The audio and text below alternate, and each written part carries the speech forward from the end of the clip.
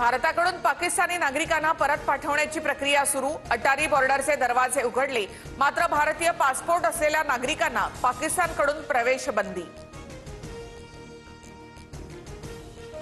काही पाकिस्तानी नागरिक 2 दिवसांपासून अटारी बॉर्डरवर अडकले। पाककडून आपल्याच नागरिकांना नो एंट्री। आई पाकिस्तानी पण लेकराचं नागरिकत्व भारतीय असल्यामुळे पाकिस्तानी सरकारकडून परत येण्यासाठी चिमुकल्याला परवानगी नाकारली।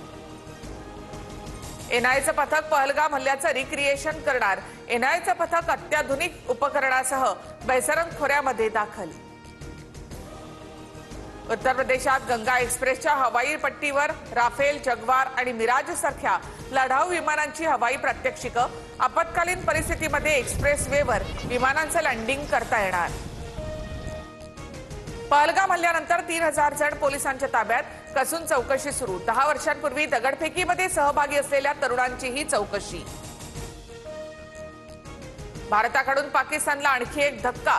पाकिस्तानचे पंतप्रधान शहबाज शरीफ यांचे युट्यूब चॅनल भारताकडून ब्लॉक, तर माजी पंतप्रधान इम्रान खानचे इंस्टाग्राम अकाउंट सुद्धा बंद।